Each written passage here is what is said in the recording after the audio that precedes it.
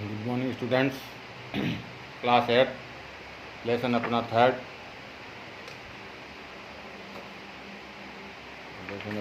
में अपन कौन सा पढ़ेंगे?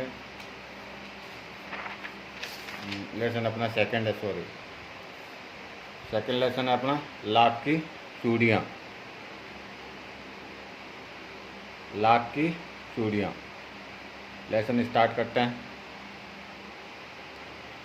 सारे गांव में बदलू मुझे सबसे अच्छा आदमी लगता था, क्योंकि वह मुझे सुंदर सुंदर लाख की गोलियां बनाकर देता था। मुझे अपने मामा के गांव जाने का सबसे बड़ा चाव यही था कि जब मैं वहां से लौटता था तो मेरे पास ढेर सारी गोलियां होती थी, रंग बिरंगी गोलियां जो किसी भी बच्चे का मन मोह ले ले। कि सारे गाँव में जो गाँव था उसमें बदलू मुझे अच्छा है कि अपन ननिहाल जाते हैं। ननिहाल जाना सबको अच्छा लगता है, और वहाँ पे जब वो ननिहाल जाता तो उसे एक बदलू नाम का एक आदमी था, व्यक्ति था, जो कि उसे अच्छा लगता था। क्योंकि वो क्या करता था, सुंदर सुंदर लाख की चूड़ियाँ बनाता था।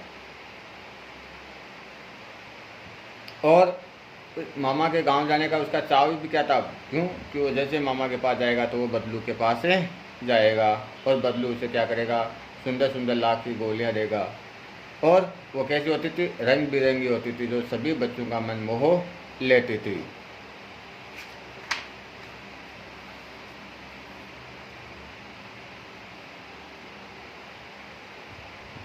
वैसे तो मेरे मामा के गांव का होने के कारण मुझे बदलू को बदलू मामा कहना चाहिए, परंतु मैं उसे बदलू मामा न कहकर बदलू काका कहा करता था।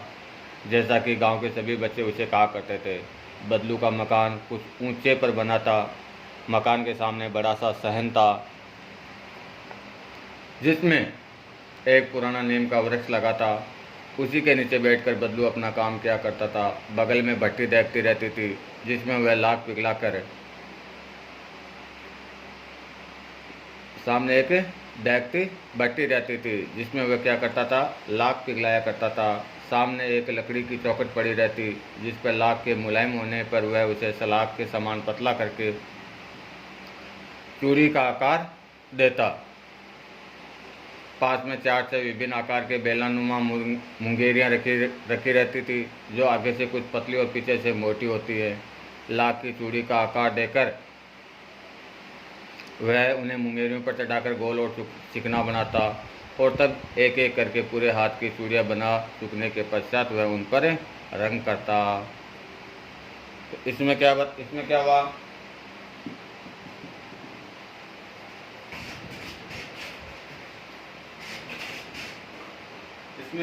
इसमें क्या कह रहा है लेखक है कि बदलू उसके मामा के गांव का रहने वाला था। तो बदलू क्या होता कि उसके बदलू का क्या था, गांव था, और लेखक का क्या था, ननिहाल था।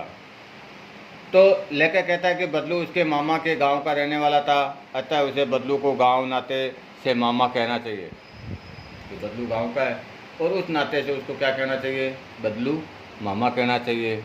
परंतु गांव के सभी बच्चे बदलू को काका कहकर पुकारते थे, अतः लेखक भी उसे काका ही कहता था। कि गांव के तो हिसाब से तो वो बदलू मामा होना चाहिए, नाते के हिसाब से, लेकिन वहाँ के सभी बच्चे उसे क्या कहते थे, बदलू काका कहते थे। तो लेखक भी क्या कहने लग गया, उसे बदलू काका ही कहने लग गया। बदलू का घर कुछ ऊंची भूमि पर बना हुआ था। बदलू का जो घर है वो थोड़ी ऊंची भूमि पर बना हुआ था। ऊंची भूमि पर बना हुआ था। मचान के सामने एक बड़ा आंगन था, और ऊंची भूमि होती है, अब मचान है, मचान के सामने एक क्या था, आंगन था, जिसको अपन आंगन बोलते हैं, और जिसमें एक नीम का पुराना पेड़ था। और इसी पेड़ के नीचे बदलू क्या करता था, चूड़ियाँ बनाया करता था।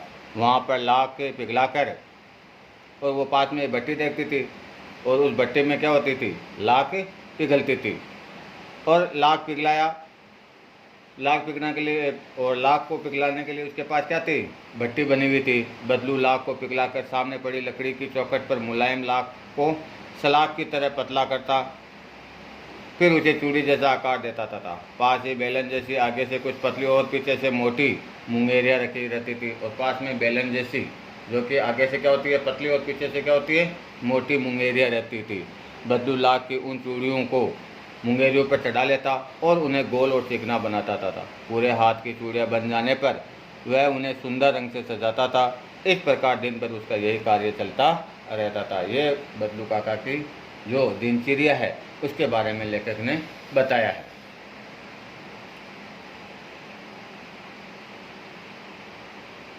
बदलू ये कार्य सदा से ही एक मचिए पर बैठकर करता था जो बहुत पुरानी थी। बगल में ही उसका हुक्का रहता था जिसे वह बीच बीच में पीता रहता था। गांव में मेरा दोपहर का समय अधिकतर बदलू के पास बीतता। वह मुझे लल्ला कहा करते थे। मेरे पहुंचते ही मेरे लिए तुरंत एक मचिया मंगा देता। मैं घंटों बैठे बैठे उसे इस प्रकार चूड़ियाँ बनाते देखता रहता। लगभग रोज ही वह 4 से जोड़े चूड़ियाँ बनाता था। पूरा जोड़ा बना लेने पर वह उसे बेलन पर चढ़ाकर कुछ क्षण चुपचाप देखता रहता, मानो वह बेलन न होकर किसी नव वधू की कलाई हो। जब पूरा जोड़ा बन जाता था और वह बेलन पर चढ़ा देता था तो उसको लगता कि ये बेलन न होकर किसी नई नवेली दुल्हन की कलाई में वो चूड़ियाँ सजी हुई हैं। तो लेके क्या कहता है,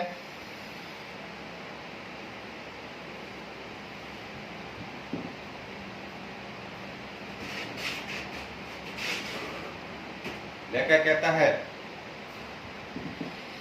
कि दोपहर के समय बदलू के घर पहुंच जाता था। लेकर क्या करता, दोपहर का समय होता तो वो क्या होता कि बदलू के घर पहुंच जाता। वह देखता कि बदलू चूड़ियाँ बनाने का काम एक बहुत पुरानी पीढ़ी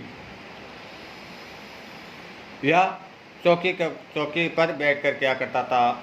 जब लेखक ने देखा कि बदलू जब चूड़ियाँ बनाता था तो वह एक बहुत पुरानी पीढ़ी या चौकी थी, उस पर बैठ के क्या करता था और बगल में उसका क्या रहता था, हुक्का रखा रहता था जो काम के बीच बीच में उसे वह पीता रहता था। लेखक पूरे दोपहर को बदलू के पास ही बैठकर बिताया करता था। और लेखक अपना पूरा दोपहर का समय कहाँ बैठकर बिताया करता था, बदलू के पास ही बैठकर बिताया करता था। बदलू लेखक से बड़ा स्नेह करता था और बदलू क्या करता था, लेखक से बड़ा ही प्यार करता था। वह उसे प्यार से लल्ला कहकर पुकारता था और बदलू लेखक को क्या कहकर पुकारता था, लल्ला कहकर पुकारता था। लेखक के पहुंचते ही वह उसके बैठने के लिए तुरंत एक पीढ़ी मंगा लिया करता था जिसको अपन माचा बोलते हैं। लेखक घंटों तक बदलू को चूड़ियाँ बनाते देखा करता था। बदलू दिन भर में लगभग 5 या 6 जोड़ी चूड़ी बना लेता था। तैयार जोड़ों को वह बेलन पर चढ़ाकर परखता था। उस समय बदलू को वह जोड़ा ऐसा लगता था मानो वह बेलन पर नहीं किसी नई बहू की कलाई पर पहनी गई चूड़ियों को देख रहा हो। जब वह पूरा का पूरी उसकी चूड़ियाँ बन जाती तो बदलू उसे क्या देखा करता था कि बदलू को जोड़ा ऐसा लगता मानो वह बेलन पर न होकर किसी नई बहू की कलाई पर पहनी गई चूड़ियों को देख रहा है। इस प्रकार लेखक ने जो बदलू है उनके काम करने का तरीका, उसके दिन की दिनचर्या, अपने दिन के बारे में उसको बता रहा है।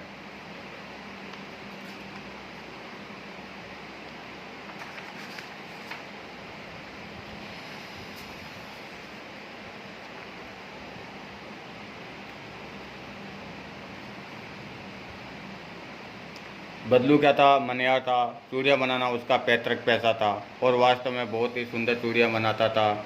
उसकी बनाई हुई चूड़ियों की खपत भी बहुत होती थी। उस गांव में सभी स्त्रियां उसकी बनाई हुई चूड़ियाँ ही पहनती थी।